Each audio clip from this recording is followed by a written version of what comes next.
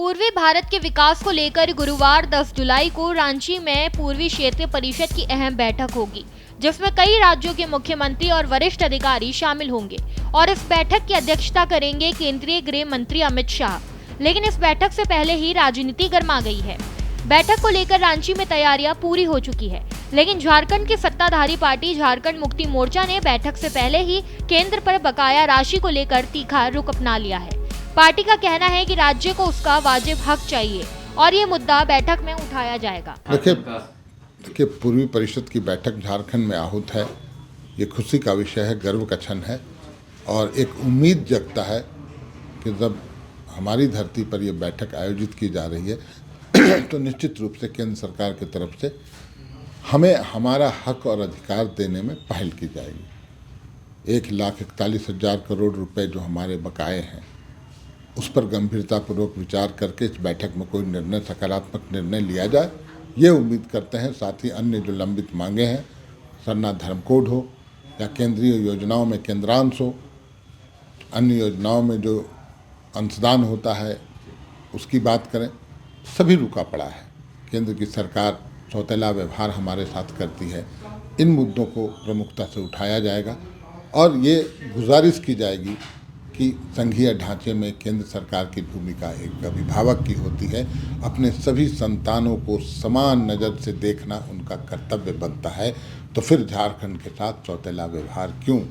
हमें जो हमारी लंबित मांगे हैं, हमें जो आपको जो मदद जो देना चाहिए, जो अधिकार और हक हमारा है, आप उससे हमें वंचित नहीं कर सकते हैं। आप इस बैठक में कुछ सकारात्मक घोषणा करें, झारखंडी प्रफुल्लित होंगे, आह्लादित होंगे। 26वीं बैठक में भी झारखंड के लिए कई निर्णय लिए गए थे। बैठक में कई एजेंडे शामिल थे झारखंड के। 27वीं बैठक में कितना उम्मीद है कि इस बार? देखिए, हम तो उम्मीद ही कर सकते हैं। हम तो राज्य की सरकार हैं, अभिभावक तो केंद्र की सरकार होता है।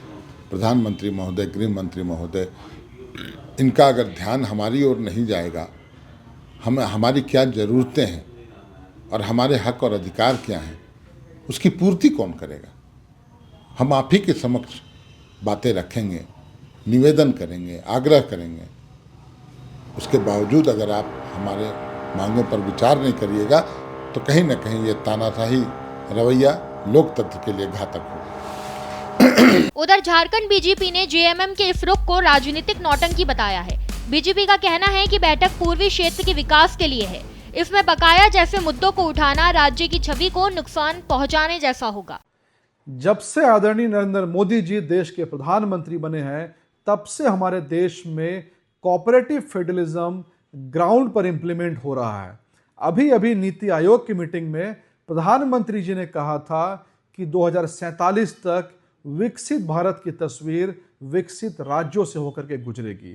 इसी कोऑपरेटिव फेडरलिज्म के तहत सबका साथ सबका विकास के मंत्र के तहत झारखंड में कल ईस्टर्न जोनल काउंसिल की मीटिंग होने जा रही है, जिसमें भारत के ईस्टर्न जोन का एक कलेक्टिव रोड मैप तैयार होगा और उसी रोड मैप से विकसित भारत की तस्वीर भी लिखी जाएगी।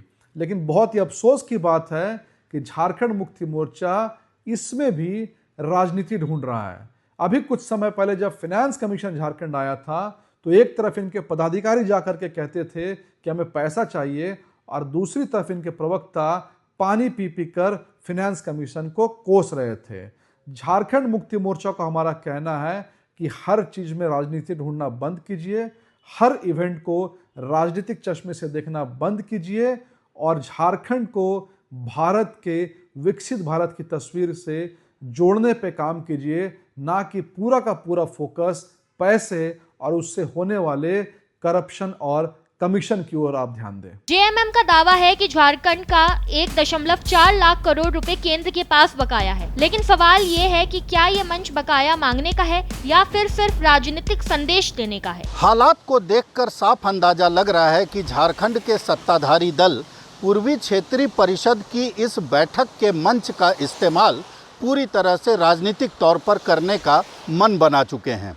जिस तरह से लगातार बकाया राशि की मांग सत्ताधारी दलों के द्वारा की जा रही है, उससे तो यही लगता है कि झारखंड के सत्ताधारी दलों ने ये तय कर लिया है कि बकाया राशि के मुद्दे पर बीजेपी या केंद्र सरकार को पूरी तरह से घेरना है, ताकि बाद में इसका, खासकर बिहार में इसका राजनीतिक इस्तेमाल कहीं न कहीं किया जा सके।